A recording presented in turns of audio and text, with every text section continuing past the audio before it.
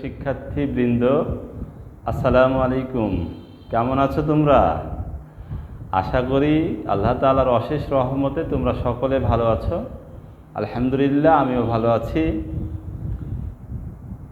সৃষ্টি central school and college Rajshahi শাখার online ক্লাসে আজকে তোমাদের স্বাগত জানাচ্ছি। আমি মোহাম্মদ শহীদুল ইসলাম, প্রশাসনিক কর্মকর্তা, সৃষ্টি central school and college Rajshahi.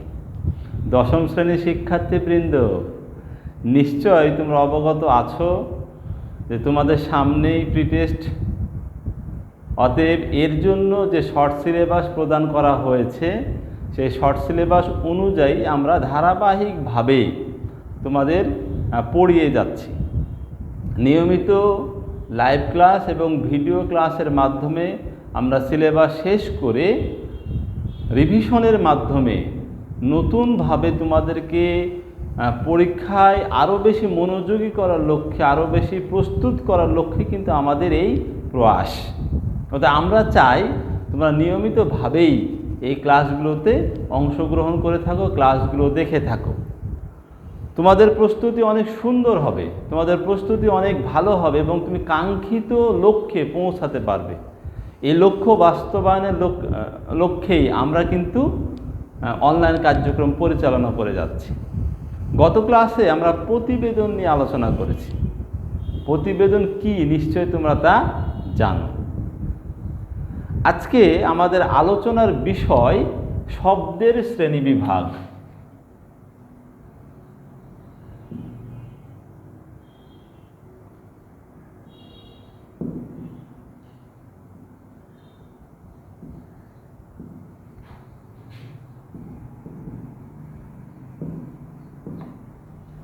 প্রিয় শিক্ষার্থী, তোমরা নিশ্চয় অবগত, বাংলা পৃথিবীর অন্যতম সমৃদ্ধ ভাষা। বাংলা ভাষার স্থান যেন কততম? বর্তমানে বাংলা ভাষার স্থান চতুর্থ। এই যে অবস্থান, সেই অবস্থানের ভিত্তিতে বাংলা একটি সমৃদ্ধ ভাষার একটি সমৃদ্ধ শব্দ ভাণ্ডার রয়েছে। তো বাংলা ভাষায় যে শব্দগুলো ব্যবহৃত হয়, সেই শব্দগুলোর উৎপত্তি, সেই শব্দগুলোর ব্যবহার, এর ওপর ভিত্তি করে, শব্দগুলোর গঠনের ওপর ভিত্তি করে কয়েকটি ভাগে ভাগ করা হয়। তোমরা নিশ্চয় জানো। তো বাংলা ভাষা যে সকল শব্দগুলো আছে, সেই শব্দগুলোকে তিনটি দৃষ্টিকোণ থেকে ভাগ করা হয়।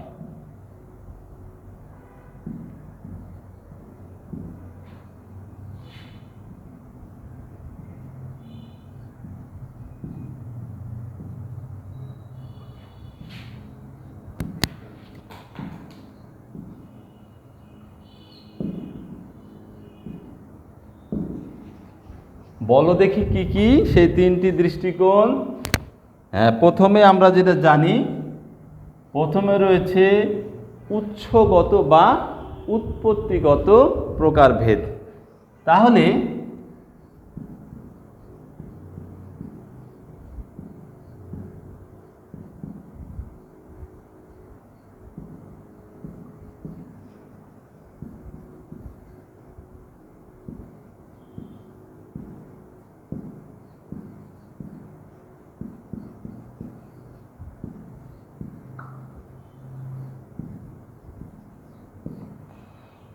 আমরা তিনটি দৃষ্টিকোণ থেকে আমাদের বাংলা ভাষায় ব্যবহৃত শব্দগুলোকে ভাগ করে থাকি। একটি হচ্ছে উৎসগত বা উৎপত্তিগত বা উৎপত্তিমূলক আমরা বলতে পারি, গঠনগত বা গঠনমূলক আমরা বলতে পারি,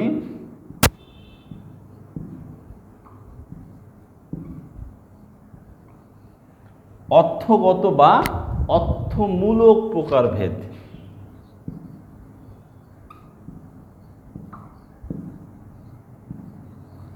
তো এর মধ্যে আমরা উৎস এবং উৎপত্তিগত প্রকারভেদ নিয়ে এর আগে আলোচনা করেছি। তোমরা জানো, বাংলা ভাষার শব্দ ভাণ্ডার যে প্রথম অধ্যায়ের প্রথম পরিচ্ছেদে এটি ছিল, আমরা আলোচনা করেছি। আজকে আমরা গঠনমূলক এবং অর্থমূলক শ্রেণী বিভাগ নিয়ে আলোচনা করব। তোমরা জানো যে গঠনগত দিক থেকে বা গঠনমূলকভাবে বাংলা ভাষার যে শব্দগুলো রয়েছে সেই শব্দগুলোকে দুইটি ভাগে ভাগ করা হয়। কি কি বলো দেখি? হ্যাঁ, ঠিক বলেছ। একটি হচ্ছে মৌলিক শব্দ আর একটি হচ্ছে সাধিত শব্দ।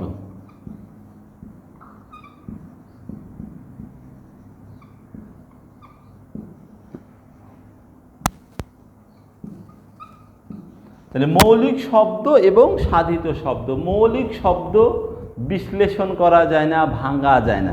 তাহলে মৌলিক শব্দ যেহেতু বিশ্লেষণ করা যায় না বা ভাঙা যায় না, অতএব এই শব্দগুলো গঠনগত দিক থেকে কিন্তু একটি শব্দ এবং একটি নির্দিষ্ট অর্থ প্রকাশ করে থাকে। বর্ণ বা ধ্বনি সমষ্টি একাধিক ধ্বনি মিলিত হয়ে এই শব্দটি গঠিত হয়ে থাকে।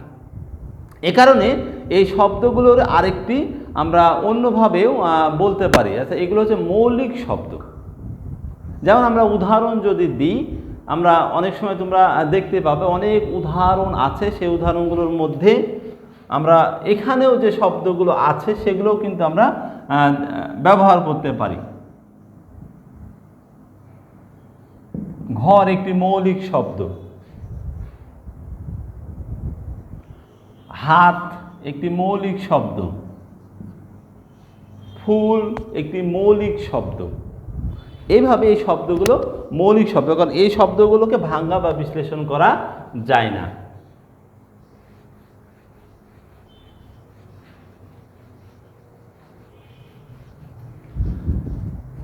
সাধিত শব্দ নতুনভাবে তৈরি করা হয়, অর্থাৎ মৌলিক শব্দের সাথে প্রত্যয়, উপসর্গ যোগে অথবা সমাসের প্রক্রিয়ায় যে শব্দ গঠিত হয় সেই শব্দগুলোকে বলা হয় সাধিত শব্দ। তাহলে সাধিত শব্দের ক্ষেত্রে আমাদেরকে একটি বিষয় মনে রাখতে হবে, এগুলো নতুনভাবে তৈরি করা হয়। মৌলিক শব্দের সাথে এগুলো প্রত্যয় বা উপসর্গ যোগে এই সাধিত শব্দগুলো গঠিত হতে পারে। দেখো, আমরা যদি প্রত্যয় যুক্ত করি, প্রথম শব্দ যেটি আমরা বলেছিলাম ঘর, এই ঘর শব্দটি কোন ধরনের? ঘর শব্দটি মৌলিক শব্দ। এর সাথে যদি আমি প্রত্যয় যুক্ত করি,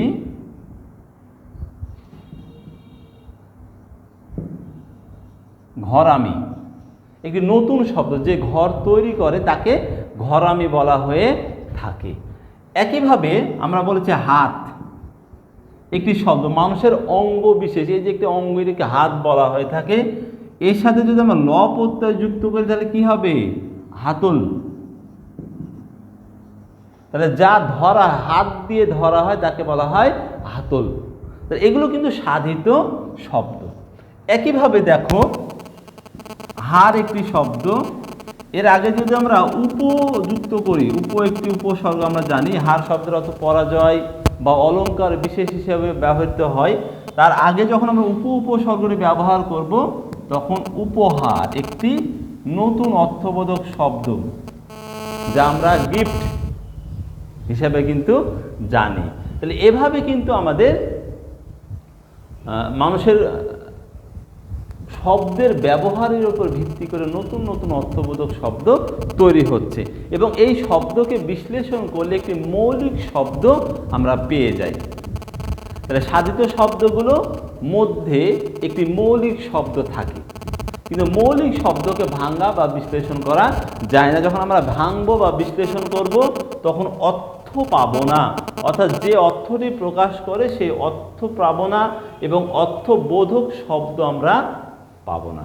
অতএব এগুলো আমাদের অবশ্যই জানতে হবে। অর্থমূলকভাবে আমাদের বাংলা ভাষায় যে শব্দগুলো ব্যবহৃত হয় সেই শব্দগুলোকে তিনটি ভাগে ভাগ করা হয়। প্রথমে রয়েছে যৌগিক শব্দ।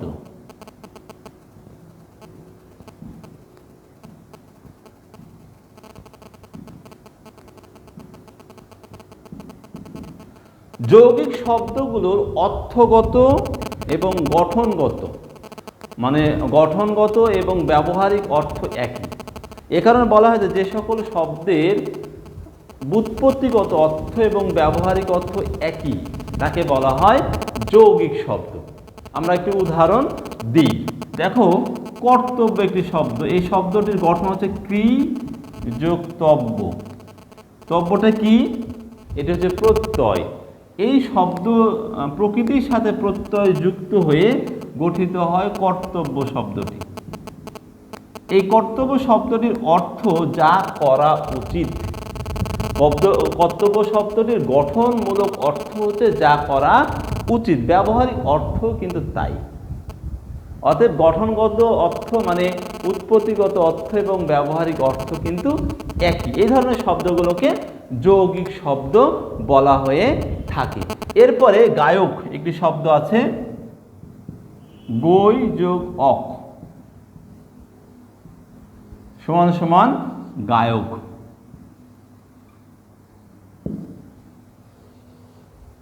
আমরা তো অনেক সঙ্গীত শিল্পী দেখেছি, প্রতিনিয়ত আমরা দেখে যাচ্ছি গায়ক যে গান করে।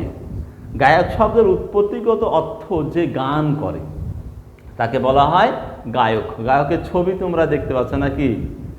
যে গান করে তাকে বলা হয় গায়ক। অতএব গায়কের উৎপত্তিগত অর্থ এবং ব্যবহারিক অর্থ একই আমরা দেখতে পাচ্ছি। এরপরে মধুর, মধু যোগ র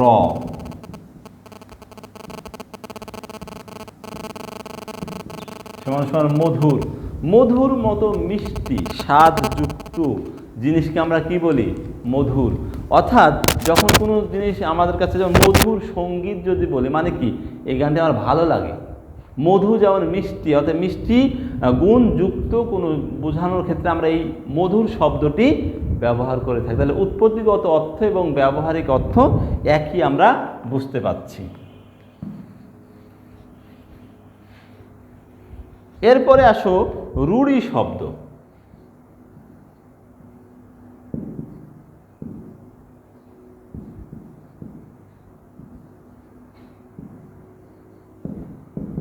এখান থেকে আমাদের মজা শুরু, কারণ হচ্ছে এই রূঢ়ি শব্দের উৎপত্তিগত অর্থ এবং ব্যবহারিক অর্থ একই না। আমরা আগেই বলেছি সাধিত শব্দ কিভাবে গঠিত হয়, বলো দেখি। হ্যাঁ, সাধিত শব্দ শুরু হয় উপসর্গ যোগে বা প্রত্যয় যোগে। সমাস প্রক্রিয়াতেও সাধিত শব্দ গঠিত হয়, সন্ধির মাধ্যমেও সাধিত শব্দ গঠিত হয়। তবে এই উপসর্গ বা প্রত্যয় যুক্ত যে সকল শব্দগুলো আছে, সাধিত শব্দগুলো আছে, যাতে প্রকৃতি এবং প্রত্যয়ের অর্থ প্রকাশ না করে ভিন্ন অর্থ বোঝায়, তাকে বলা হয় রূঢ়ি শব্দ। তাহলে বোঝা যাচ্ছে রূঢ়ি শব্দগুলো উৎপত্তিগত অর্থ এবং ব্যবহারিক অর্থ একই না, এদের প্রকৃতি প্রত্যয়গত অর্থ একই না। উপসর্গ যুক্ত হলে অর্থটি আলাদা অর্থ বুঝে, তা বিশিষ্ট অর্থ প্রকাশ করে থাকে। উদাহরণ দিই, কি বলো? একটি প্রাণীর ছবি দেখতে পাচ্ছ, কি প্রাণীটি? সেই প্রাণীটি হচ্ছে হস্তি, নাকি? হস্তযোগ দীর্ঘই সমান সমান হস্তি। এই শব্দটির অর্থ কি? এই শব্দটির উৎপত্তিগত অর্থ হচ্ছে, প্রকৃতি প্রত্যয়গত অর্থ হচ্ছে হাত আছে যার। কার হাত আছে? মানুষের। মানুষের হাত আছে। তাহলে হস্তি বলতে কাকে বোঝানো উচিত ছিল উৎপত্তিগত অর্থের দিক দিয়ে? মানুষকে বোঝানো হচ্ছে, কিন্তু ব্যবহারিক অর্থ কি? একটি প্রাণীকে বোঝানো হচ্ছে। একটি বিশালাকার প্রাণীকে বোঝানোর ক্ষেত্রে আমরা এই শব্দটি ব্যবহার করে থাকি। আরেকটি শব্দ আছে গবেষণা, গো যোগ এসোনা। আমরা শব্দটি যদি একটু দেখো তাহলে বুঝতে পারো গো শব্দের অর্থ কি। গো শব্দের অর্থ গরু, আর এসোনা শব্দের অর্থ খোঁজা। তাহলে উৎপত্তিগত অর্থ কি হচ্ছে? গরু খোঁজা। তাহলে গবেষণা শব্দের উৎপত্তিগত অর্থ হচ্ছে গরু খোঁজা, কিন্তু ব্যবহারিক অর্থ কি? ব্যবহারিক অর্থ হচ্ছে ব্যাপক অধ্যয়ন ও পর্যালোচনা। তাহলে এইভাবে এছাড়াও বাঁশি শব্দ আছে, দেখো একটি বাঁশির ছবি দেখতে পাচ্ছ। তাহলে বাঁশি, বাঁশ যোগ ই মানে বাঁশ থেকে তৈরি জিনিসকে বাঁশি বলা, কিন্তু বাদ্যযন্ত্র, বাঁশি বলতে আমরা কি বুঝি? বাঁশি বলতে কিন্তু আমরা বাদ্যযন্ত্রকে বুঝে থাকি। তাহলে বাদ্যযন্ত্র, একটি বাদ্যযন্ত্র বিশেষ হচ্ছে বাঁশি। এরকম আরও অনেক উদাহরণ আছে, যেমন প্রবীণ আছে, প্রধান আছে।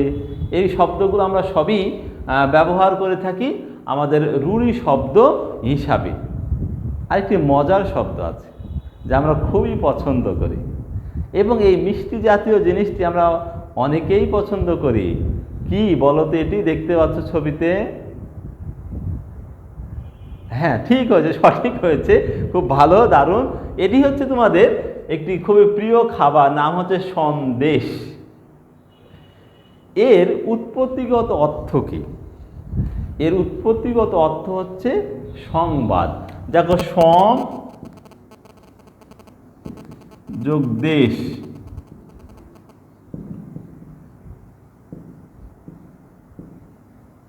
সন্দেশ, উৎপত্তিগত অর্থ সংবাদ। কিন্তু রূঢ়ি অর্থ কি, মানে ব্যবহারিক অর্থ কি? ব্যবহারিক অর্থ হচ্ছে মিষ্টান্ন বিশেষ। তাহলে উৎপত্তিগত অর্থগুলোর সাথে কিন্তু ব্যবহারিক অর্থের অনেক পার্থক্য আমরা দেখে যাচ্ছি। এভাবে আমাদের এই রূঢ়ি শব্দগুলো উৎপত্তিগত অর্থ না বুঝিয়ে, মানে প্রকৃতি এবং প্রত্যয়গত অর্থ না বুঝিয়ে ভিন্ন অর্থ প্রকাশ করে থাকে। 3 নম্বর যে শব্দটি আছে, গঠনমূলকভাবে 2 ধরনের শব্দ আর অর্থমূলকভাবে আমরা 3 ধরনের শব্দ পেয়েছি। অর্থমূলকভাবে যে 3য় নম্বর শব্দটি আছে সেটা হচ্ছে যোগরূঢ় শব্দ।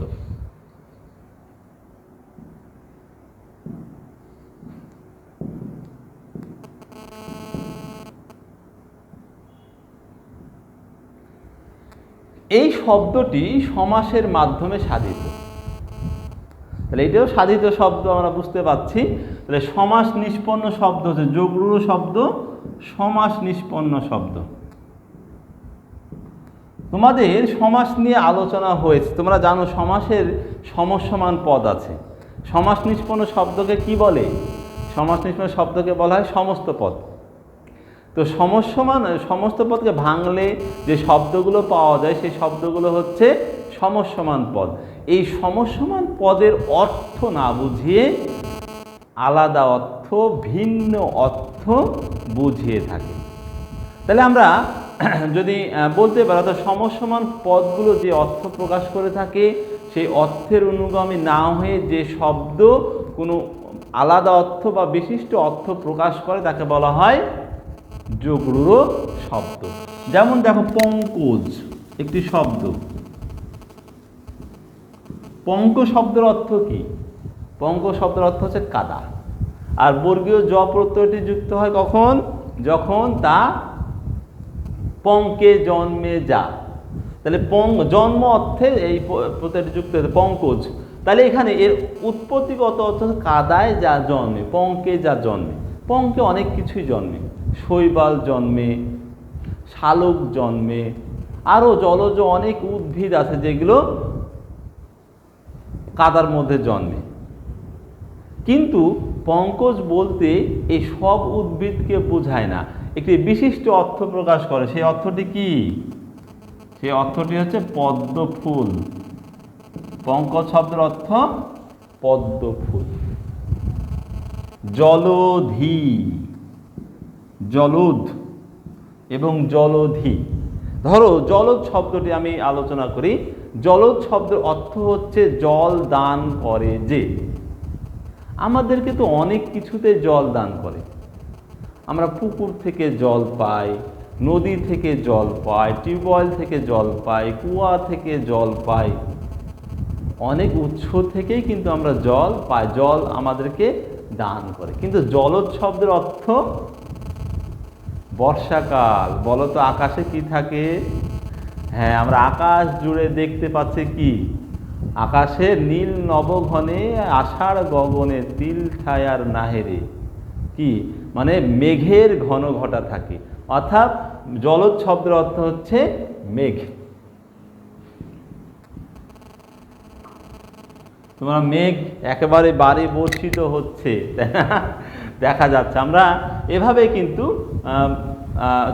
আমাদের শব্দগুলো ব্যবহৃত হয়ে থাকে। অর্থাৎ শব্দগুলোর গঠনগত দিক থেকে যে অর্থ আছে, অর্থমূলকভাবে যে সকল অর্থগুলো প্রকাশ করে থাকে, এগুলো আমরা জানলাম। অর্থাৎ শব্দের গঠনগত এবং ব্যবহারিক অর্থের মধ্যে অনেক পার্থক্য কিন্তু আমরা লক্ষ্য করেছি। আমরা ব্যবহারিক অর্থেই কিন্তু এগুলো ব্যবহার করে থাকি। এরকম মহাযাত্রা মানে মহা সমারোহে যাত্রা, ঢাক ঢোল পিটিয়ে যে যাত্রা করা হয়। কিন্তু মহাযাত্রা শব্দের অর্থ কি? জলধি শব্দ সম্পর্কে বলছে জলধি না জল ধারণ করে, যে অনেক কিছু জল ধারণ করে, কিন্তু জলধি বলতে আমরা সমুদ্রকে বুঝে থাকি। রাজার পুত্র, রাজার পুত, রাজপুত, কিন্তু রাজার পুত্রকে বুঝায় না। কাকে বুঝায়? রাজপুত বলতে একটি জাতি বিশেষকে বুঝিয়ে থাকে। তো প্রিয় শিক্ষার্থী, আমরা আশা করি তোমরা খুব ভালোভাবেই এই শব্দের শ্রেণী বিভাগ বুঝতে পেরেছো, তোমাদের কোনো ধরনের সমস্যা থাকবে না। আজকে ক্লাস শেষ করব, তবে শেষ মুহূর্তে বলতে চাই আমরা মানুষ হিসেবে কতগুলো গুণ আয়ত্ত করার সবসময় চেষ্টা করি। গত ক্লাসেও তোমাদের বিনয় সম্পর্কে বলেছি। আজ একটি বিষয় সম্পর্কে তোমাদের আলোচনা করব। সেই বিষয়টি হচ্ছে আমাদের সচ্চরিত্র গঠনে যতগুলো গুণ, মানবীয় গুণ বা মহৎ গুণ বলে আমরা অর্জন করে থাকি, তার অন্যতম একটি গুণ হচ্ছে পরোপকার। আমাদের সমাজে, আমাদের দেশে পরিস্থিতির কারণে বিভিন্ন প্রাকৃতিক দুর্যোগের সময় অনেক মানুষ, বর্তমান পরিস্থিতিতে ওই করোনা পরিস্থিতির কারণেও অনেক মানুষ অসহায় হয়ে পড়ে।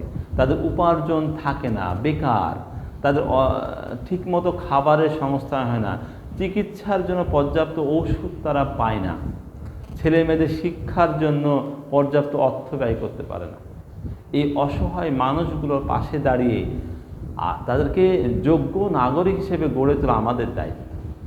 যে অসুস্থ মানুষ, সামনে কিন্তু তোমরা জানো ঈদ, সবার জন্যই খুশির একটি বিষয়, কিন্তু যে অসহায় মানুষ, যার উপার্জন নেই, সে কিন্তু আনন্দের সাথে ঈদ উদযাপন করতে পারবে না। অতএব তার পাশে দাঁড়িয়ে আমার যতটুকু সামর্থ্য আছে সেই সামর্থ্য তাকে সাহায্য সহযোগিতা করব।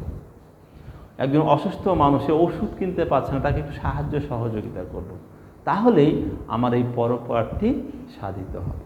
আমরা সবাই আমাদের সামর্থ্য অনুযায়ী এই অসহায় দরিদ্র মানুষের পাশে দাঁড়ানোর চেষ্টা করবো, তো সাহায্য সহযোগিতা করার চেষ্টা করব। এই আহ্বানটা জানিয়ে আজকের ক্লাস শেষ করছি। ধন্যবাদ সবাইকে।